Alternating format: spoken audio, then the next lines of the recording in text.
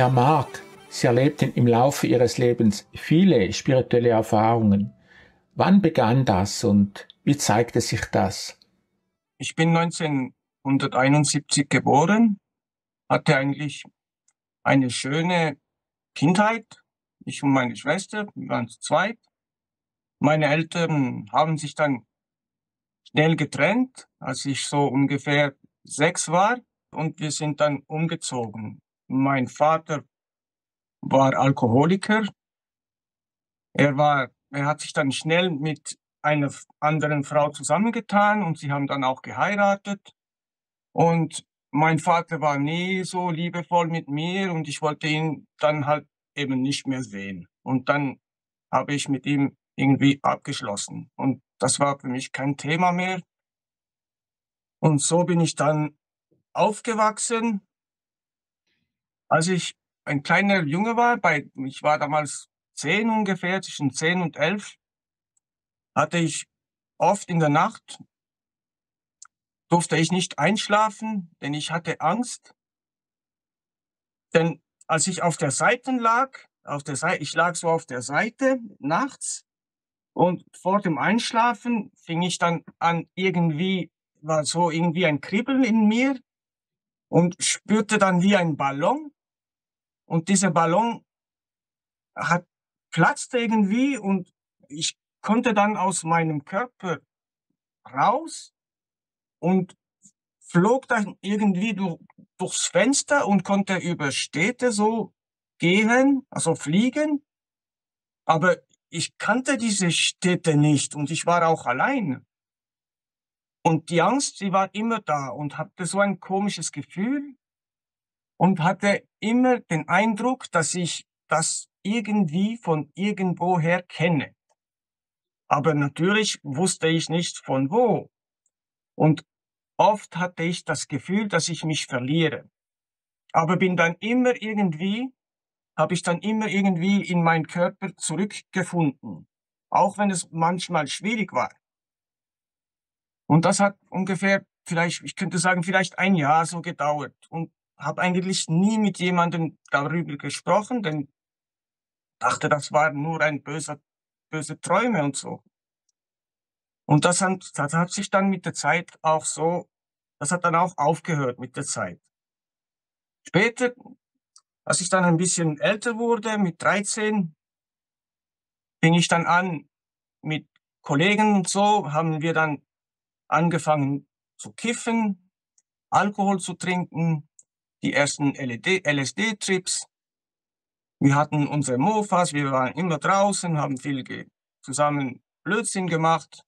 In der Schule ging's dann auch immer schlechter, konnte mich nicht mehr konzentrieren und das ging so plötzlich bergab. 1986 kam dann viel Heroin in die Schweiz über den Balkan und da sind wir alle ins Heroin abgestürzt. Und auch viele meiner Bekannte sind daran gestorben. Und das ging dann so weiter. Bis 1993 war ich ein richtiger Junkie, lebte viel auf der Straße, war viel in Zürich, war in Bern, kaufte Drogen anderswo, verkaufte sie wieder, habe dann auch Einbrüche gemacht. So ein richtiges Junkie-Leben. Und das war sehr schwierig und wollte irgendwie davon wegkommen, wusste ich nicht wie. Hatte auch keine Möglichkeit, in eine Therapie zu gehen, wo es mir gefallen hätte. Ich habe verschiedene Therapiestellen gesucht, auch nichts gefunden. Und dann hast so weiter. Und 1993 im Winter hat mir eine Sozialarbeiterin eine Adresse gegeben von einer christlichen Organisation, die sich um arme Leute in den Bergen von Kolumbien kümmert. Und da konnte ich hingehen. Habe ihnen natürlich nichts erzählt von meiner Drogensucht. Die wussten ja nichts. Sonst hätten sie mich wahrscheinlich auch nie aufgenommen. Das war ja klar. Dann habe ich nichts gesagt und habe gedacht, okay, geh dorthin, mach den Entzug und ist dann alles okay. Habe ich dann gemacht, fliege rein und im Dezember bin ich dann in Bogotá angekommen, hatte praktisch keine Spanischkenntnisse, aber ein bisschen schon, habe ein bisschen vorher gelernt. Dann dort angekommen, kam mir ein Mann abholen. Das war ein Franzose, er war Pfarrer und haben uns ins Auto gesetzt und fortgefahren, 3 Stunden. Und er erzählte mir, wie er Pfarrer wurde. Und hat mir gesagt, dass früher, er war Soldat in der französischen Armee und war im Algerienkrieg und hat dort eine Kugel ins Herz bekommen, von einem Gewehr natürlich. Und da hat er mir gesagt, dass er von Jesus gerettet wurde. Und ich habe gedacht, ja, wenn das für ihn so ist, müsste wohl für alle so sein, habe ich gedacht. Dann haben wir das Thema abgeschlossen, haben nicht viel mehr darüber gesprochen. Und dann sind wir dort angekommen und ich war natürlich am ersten Tag noch okay, konnte noch ein bisschen laufen, war noch gut im Gang. Und am nächsten Tag war natürlich die Katastrophe. Ich fühlte mich so schlecht, war auf Entzug, brauchte Heroin, hatte aber keines. Und ich konnte nichts tun. Ich war unfähig, irgendetwas zu machen. Und dieser Mann, dieser Pfarrer, weiß nicht mehr, wie er heißt oder wie er hieß, hat sich über mich so aufgeregt und gesagt, ja, aber wenn ich das gewusst hätte, dass du so bist, hätte ich dich nie aufgenommen. Und das hat mich so wehgetan. Ich habe gesagt, nein, das geht nicht, ich muss da weg. Dann habe ich bei der Mittagspause bin ich dann in mein Zimmer, habe einen Brief geschrieben: Oh Gott, wenn es dich gibt, bitte hilf mir. Ich kann nicht mehr weiter. Ich weiß nicht mehr wie. Habe ich den Brief zusammengefalten, in meinen Rucksack gesteckt und bin dann durchs Fenster abgehauen. Per Anhalter bin ich dann bis ins Dorf gelangt und dann von dort an habe ich ein Busbillett genommen nach Bogotá, also die Hauptstadt. Das war ungefähr 2, 3 Stunden Busfahrt. Und natürlich während dieser Busfahrt hatte ich nur eines im Kopf und das war Heroin. Wusste, dass Heroin nicht zu finden war damals in Kolumbien, da war nur Kokain. Aber da ich auch schwerst kokainsüchtig war mein einziger Gedanke, schnellstmöglich Kokain zu finden. Dann bin ich dort angekommen, habe mir ein bisschen herumgeschaut, bin sofort auf Jugendliche gestoßen, habe gefragt und sofort habe ich Kontakt geknüpft mit den Jugendlichen dort, haben mir auch Kokain verkauft. Dann habe ich ein Hotelzimmer genommen und fing an, das Kokain zu konsumieren. Am Anfang war es nicht gut, war nicht so gutes Kokain, war ein bisschen enttäuscht. Ich sagte, ja, was ist denn das für ein Scheiß da in Kolumbien? Kein gutes Kokain, das ist doch nicht möglich. Dann habe ich mich selbst auf die Suche gemacht und bin dann eines Nachts, vielleicht dieselbe Nacht oder nachts danach, weiß ich nicht, habe ich dann wirklich sehr, sehr gutes, in Anführungszeichen, Kokain gefunden. Das war wahrscheinlich pur. Habe dann auch Spritzen gekauft und bin dann so in mein Hotelzimmer gegangen und habe das Zeug konsumiert. Ein paar Tage lang ging das so, wurde dann auch gestohlen, wahrscheinlich von einem Freund, den ich dort getroffen hatte. Irgendwie hat er mein Geld aus dem Hotel genommen, hatte kein Geld mehr und ging dann auf die Straße wieder und kam dann zurück. Und mit dem Taxi, ich ging dann mit dem Taxi zurück,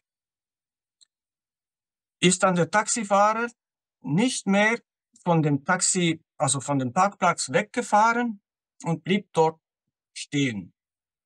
Da habe ich gedacht, ja, das ist denn komisch, also warum bleibt denn der da?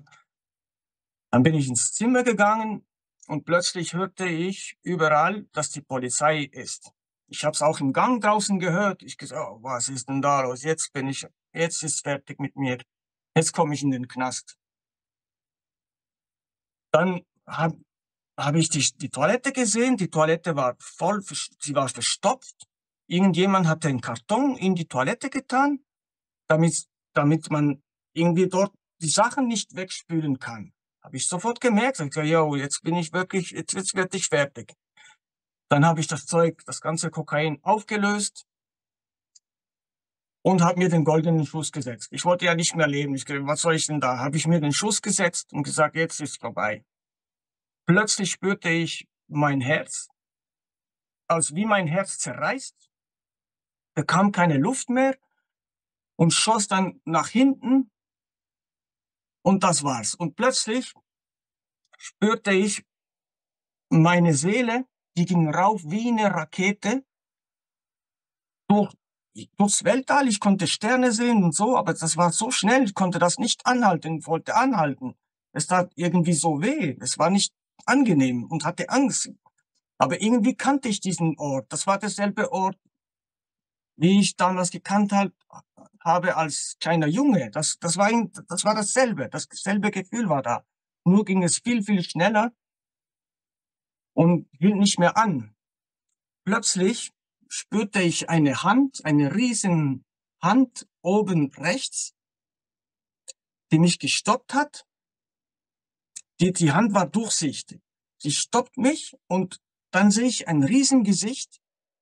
Das war ein strenger Mann. Er hatte ein Bart und die Konturen, man sah nur die Konturen. Dazwischen war irgendwie alles durchsichtig. Man konnte die Sterne sehen. Aber das war wie eine Zeichnung, so im Weltall. Und dieser strenge Mann sagt mir, Mark, es ist nicht deine Zeit. Du musst wieder in deinen Körper zurück. Du hast noch eine Mission. Dein Leben ist nicht vorbei. Du musst Vertrauen haben. Vertrau auf dich und vertrau auf mich. Und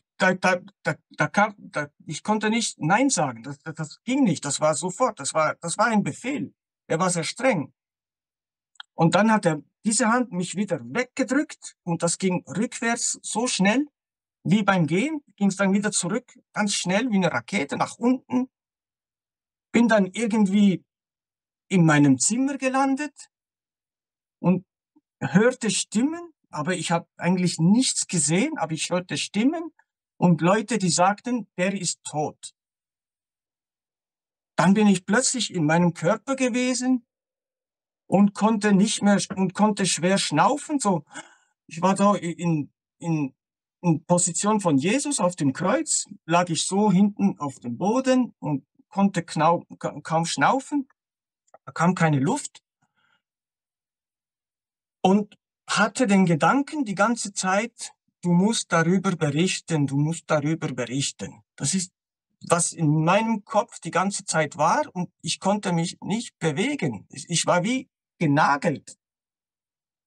Und dann am Morgen, ich weiß nicht, wie viel Uhr es war, konnte ich dann irgendwie aufstehen und bin dann direkt in die Schweizer Botschaft gefahren. Hatte ja praktisch kein Geld mehr, wusste nicht, wie das Hotelzimmer zu bezahlen und wusste auch nicht, wie mein Rückflugticket zu buchen, also die Buchung umzuändern. Wusste nicht wie. Dann bin ich zum Botschafter gegangen, kam dort an, habe ihm gesagt, ja, mir hat man Geld gestohlen, möchte wieder in die Schweiz zurück. Dann hat mir der liebe Botschafter geholfen, hat mir $400 gegeben damals, um die Rechnung zu bezahlen, den Flug umzubuchen. Bin dann ins Hotel gegangen, habe dann die paar Tage bezahlt und mit dem Rest vom Geld hatte ich nur ein Gedanke, ich brauche noch mehr Kokain. Habe ich dann gemacht, bin dann wieder auf die Straße, dann wieder Kokain gekauft und wieder ein paar Tage vergangen und plötzlich wieder kein Geld mehr. Und da habe ich gedacht, ja, jetzt habe ich wirklich ein Problem. Dann bin ich wieder in die Botschaft und habe dem Botschafter erzählt über meine Geschichte. Natürlich nicht alles, aber ich habe ihm gesagt, dass ich ein Drogenproblem habe und dass er mir helfen muss und mich in die Schweiz zurückschicken möchte, also schicken sollte.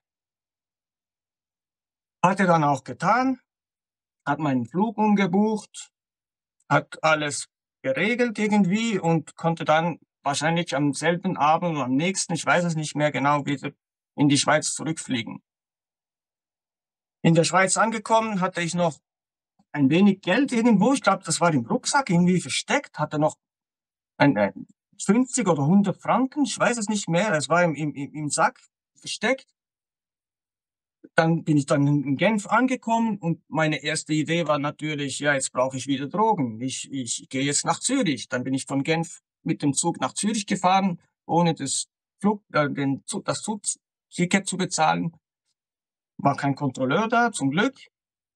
Dann dort angekommen und wieder zum Letten gerannt, so schnell wie möglich. War nachts, kurz vor Weihnachten, war nachts. Viele Leute, viele Junkies waren da. Ich fühlte mich wieder wie zu Hause. Das war ja mein Ort, wo ich mich gut gefühlt habe. Habe da noch eine Kollegin getroffen, eine von meiner Stadt. Habe mit ihr noch ein bisschen geplaudert, haben Zeug aufgelöst, haben Schuss gemacht und so. Und sie ist dann weggegangen. Und plötzlich höre ich neben mir ein Mann schreien, Überdosis, Überdosis. Ode, Ode, das hat man immer so gesagt. Das war so ein Zeichen, dass jemand am Sterben ist, dass Sanitäter braucht. Und mein erster Gedanke war Jesus. Und ich so, ja, was habe ich da erlebt? Ich muss zu ihm. Dann bin ich zu ihm gerannt, zu diesem Mann, der die Überdosis gemacht hat. Und der war alleine da. Oh, und ich habe seine Hand genommen, bin zu ihm gekniet, habe gesagt, du musst an Jesus glauben. Dieser junge Mann ist dann aufgestanden und hat mich so irgendwie angesehen und ist dann gegangen. Ohne was zu fragen oder was zu sagen. Die Sanitäter waren da und er ist dann wieder aufgestanden und weg. Und dann habe ich gedacht, ja, das stimmt wohl wirklich, was da mit Jesus ist, dass der hilft, wenn man ihn braucht. Dann bin ich wieder in meine Stadt zurück und da war der totale Absturz. Konnte nichts mehr tun. Ich war wirklich im Loch, konnte nicht mehr raus und habe dann einen Therapieplatz gefunden in Spanien, in einer Organisation. Aber diese Organisation wurde nicht anerkannt von dem Sozialamt von meiner Stadt und haben da auch nichts bezahlt. Aber ich wurde in diese Organisation gratis aufgenommen und konnte dort 5 Jahre bleiben. Habe dann auch dort gearbeitet und habe mich dort sehr wohl gefühlt und kam wieder gesund zurück. Haben Sie, wenn Sie Drogen konsumiert haben, auch derartige Erfahrungen gehabt, wie Sie damals in Kolumbien gehabt haben bei dieser Nahtoderfahrung?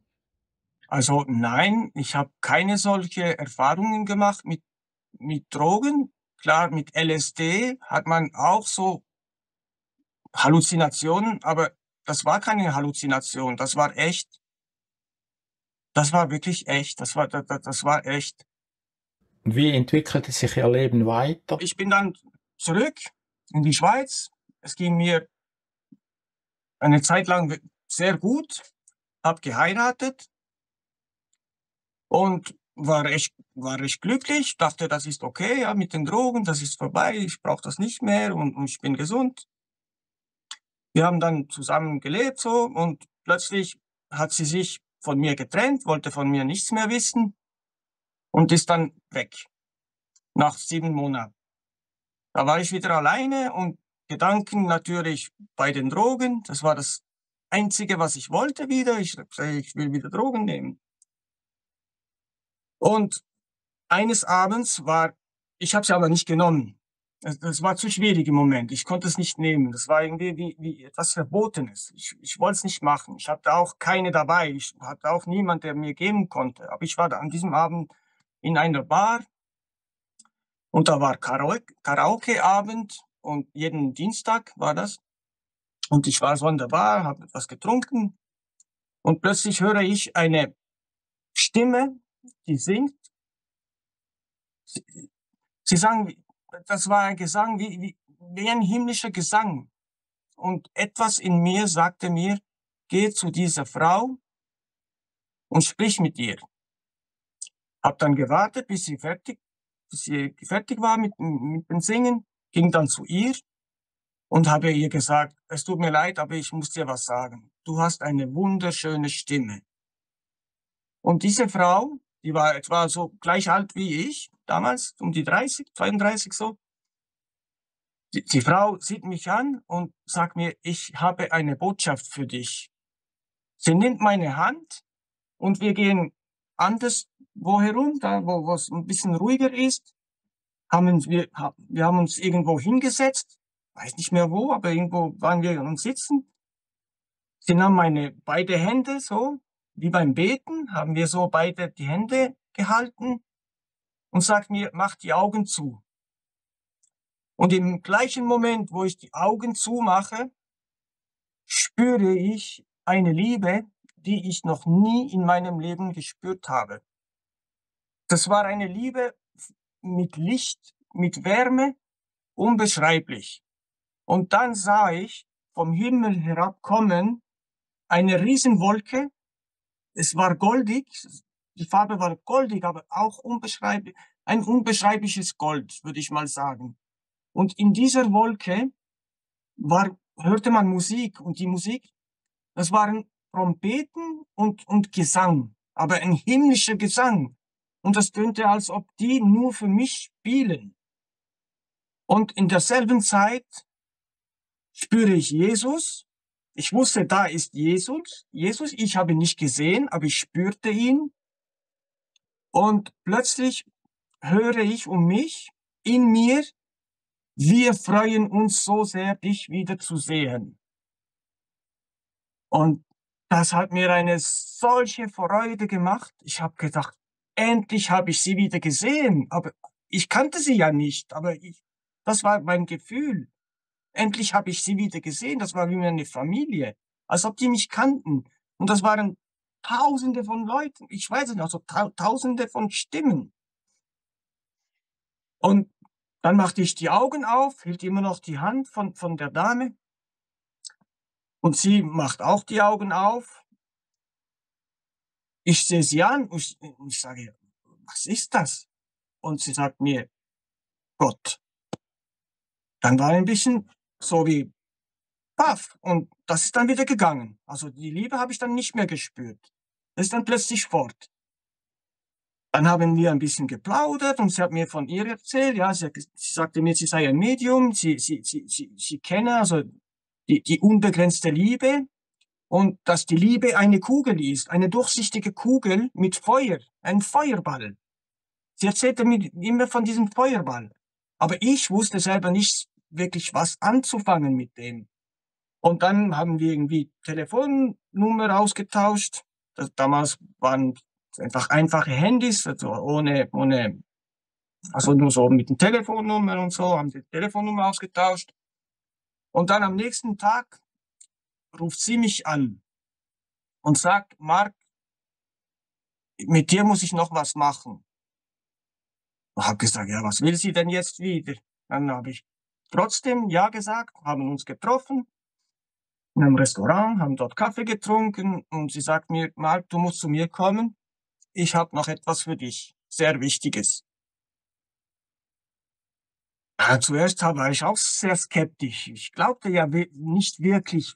Ich hab immer geglaubt, ich bilde mir das ein. Und ich sage, okay, dann gehe ich trotzdem. Bin ich trotzdem zu ihr gegangen. Ich hatte ja ein gutes Gefühl mit ihr. Ich habe etwas erlebt mit ihr, das ich niemals mit jemandem erlebt habe.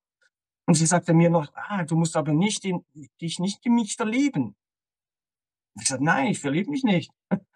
Aber ich habe es auch nicht gemacht. Und dann sind wir zu ihr angekommen, hat sie seine Wohnung dunkel gemacht, das war am Tag, es war alles dunkel, hat eine Kerze im Gang angezündet und wir waren in einem Zimmer. Die Türe war offen, die Kerze war am Brennen, es war 10 Meter weiter und ich war dann so auf seinem Bett und sie kam hinter mir und hat mich so umarmt, als wie eine Mutter, die sein Kind umarmt, um es zu beschützen. Und da kam wieder diese Liebe, das war unbeschreiblich. Es kam nur Liebe raus irgendwie. Und plötzlich im selben Zeitpunkt spüre ich in mir, wie, ich habe kein Gesicht gesehen, aber ich spürte, wie eine Fratze mich ansieht und irgendwie so neidisch und aufgeregt und alles Böse drin war. mich so angeschaut hat und dann weggerannt ist und die Kerze ist dann noch runtergefallen. Und natürlich waren wir beide, ich würde sagen mal, beide sehr überrascht über dieses Ereignis. Und auch sie erzählte mir dann später, dass sie froh war, dass sie mich getroffen hat, weil sie selber an sich anfing zu zweifeln über ihre, wie sagt man, Medialität. Medialität, genau. Ich habe ihr wahrscheinlich da auch geholfen, damit sie wieder dorthin findet, wo sie finden sollte. Nachher habe ich dann mit diesem Medium, hatte ich noch Kontakt. Wir haben uns ein paar Mal getroffen und ich spürte in mir diese unbegrenzte Liebe, die hat, ich weiß nicht genau, ich kann es nicht sagen, aber ich denke mal so 2 Wochen hat diese unbegrenzte Liebe und dieses unbegrenzte Wissen angehalten. Ich habe sogar meinen Vater getroffen und konnte meinen Vater umarmen. Ich habe ihm vergeben. Und ja, diese unbegrenzte Liebe, die war da während 2 Wochen und ist dann wieder gegangen. Und seither habe ich sie nie wieder empfunden. Herr Mark, hatten Sie noch eine weitere Erfahrung? Vielleicht ein Jahr später, eines Tages gingen wir mit Kumpels an einen Bach. Dort waren wir immer dort am Bach. Jeden Sommer, den ganzen Sommer waren wir dort. Am Wochenende immer am selben Ort. Und da war ein Wasserfall, etwa 100 Meter weiter von uns entfernt. Und dieser Wasserfall war sehr gefährlich. Jeder kannte diesen Wasserfall. Da war ein Wirbel, irgendwie ein Wirbel. Und dieser Wirbel zielte dich hinunter unter den Felsen. Und natürlich kannten alle, die den Ort kannten, die Gefahr. Und einige haben dort auch schlimme Erfahrungen gemacht. Das ist klar, oder? Aber sind nicht ertrunken. Also nicht jemand, den ich kenne. Dann saßen wir dort, haben ein Picknick gemacht und gegessen, war so mittags, vielleicht 1 Uhr. Dann sehe ich plötzlich oben 4 junge Kinder, schwarze Kinder, und habe mich gefragt, was machen die denn da alleine? Die waren mit Badehose, 3 Junge und ein Mädchen. Was machen die denn da? Habe ich gefragt. Habe ich mir gefragt, das ist komisch. Dann weiter und hatte meine Füße so im Wasser und der Wasserfall war hinter mir, war 100 Meter, wie gesagt. Und da spüre ich plötzlich in mir eine Vibration und ein Geräusch, das machte wie so. Drehe mich um und sehe einen von diesen Jungen, sehe ich dort am Wasserfall und instinktiv wusste ich genau, da ist was los. Dann habe ich 2 Kollegen von mir mitgenommen. Ich habe gesagt, wir müssen dorthin, da passiert was. Sie sind da auch mitgekommen, da wir gesprungen, so gerannt, so gut wir konnten, so schnell wir konnten. Das war ja mit Steinen und alles. Dann dort angekommen, haben den Jungen gesehen. Der war 12, der hatte einen Tennisball im Mund und spielte so mit dem Tennisball. Der war so nervös und sah oben 2 andere, die waren am Sitzen, das Mädchen und ein Junge. Und waren am Weinen und ich habe, ja, da fehlt einer. Da wussten wir, also ich wusste so, da ist einer unter dem Wasser. Dann sind wir getaucht, wieder rauf, nichts gesehen, zweites Mal wieder runter und da ist der Kollege gekommen und hat den Jungen aus dem Wasser rausgezogen. Der Junge war unter dem Felsen blockiert mit dem Wirbel und mit dem Druck vom Wasser war er so blockiert und wir konnten ihn nicht sehen. Er hatte ja eine schwarze Hautfarbe und das war dunkel, aber zum Glück hatte er eine rote Badehose. Und der Kollege konnte ihn sehen und hat ihn dann rausgezogen und wir haben ihn dann also aus dem Wasser genommen und sofort das Erste, was er gesagt hat, danke, dass ihr mir das Leben gerettet habt. Dann kam die Polizei, also Krankenwagen, Polizei, und sein Vater kam, haben sich bedankt und natürlich und das alles. Aber ich habe da eine Information bekommen, das habe ich gespürt, Was war das für eine Information? dass irgendetwas nicht stimmt, dass ich dorthin gehen muss. Aber ich wusste nicht was. Ich habe ja nur den einen Jungen gesehen. Dann hatte ich noch eine weitere Erfahrung. mit dem Freund von meiner Mutter. Der ist vor 2 Jahren an einem Autounfall gestorben. Und vor dem Unfall war ich mit meiner Tochter. Sie hatte einen Reitkurs. Das war etwa 5 Kilometer entfernt, also geradeaus 5 Kilometer ungefähr entfernt vom Ort, wo meine Tochter die Reitstunde hatte. War dort am Sitzen auf einem Baumstamm und sah in die Richtung, wo der Unfall war. Und dachte, ja, ich muss noch mit Max telefonieren. Er hieß Max. Und eine Stimme sagt mir in mir, nein, tu das nicht. Ruf später an. Habe ich dann nicht gemacht, nicht angerufen. Und plötzlich stehe ich oben beim Kamin von einem Haus, sah ich ein Licht. Da war wie ein Stern. Die Sonne war schon unten. Und ich habe nicht verstanden, warum das dort, dieses Kamin so leuchtet. Das habe ich nicht verstanden. Und plötzlich kommt, wo ich saß, kommt zu mir so wie ein Gestank, so es roch wie nach Tod. Und ich sage, wo sitze ich? Was ist denn da los? Da bin ich aufgestanden und bin dann weg, bin dann meine Tochter holen, sind dann ins Auto reingestiegen und sind dann dort beim Unfallort noch vorbeigefahren, haben den Unfallort gesehen und meine Tochter hat noch gesagt, komm Papa, wir halten an, schauen, was da los ist. Und sie gesagt, oh nein, wir können da nicht hingehen, die Straße ist gesperrt, das ist ein Unfall. Und dann haben wir genommen, dass der Max verunglückt war, 2 Stunden vorher. Und dann habe ich auch gespürt, wie Max plötzlich in mir hineinkam. Und also wir waren schon zu Hause mit der Familie, wir waren alles zusammen. Habe ich gespürt, dass der Max mit mir war. Und er hat mir gesagt, Mark, ich möchte euch noch alle einmal zusammen sehen und euch die Hände reicht. Habe ich auch gemacht. Und da sagte die Stimme in mir, dass er uns liebt, aber dass er gehen muss und er muss sich waschen. Und dann ist er gegangen. Natürlich haben meine Kinder und meine damalige Frau das auch nicht geglaubt, aber Herr Marx, Sie haben ja eine lange Drogenkarriere hinter sich. Was würden Sie jungen Leuten sagen, wenn diese in Gefahr kämen, solche Drogen zu nehmen? Heroin und Kokain haben das Potenzial, uns selber zu zerstören und die Familie um uns herum, die Freundschaften, alles wird durch diese Drogen zerstört.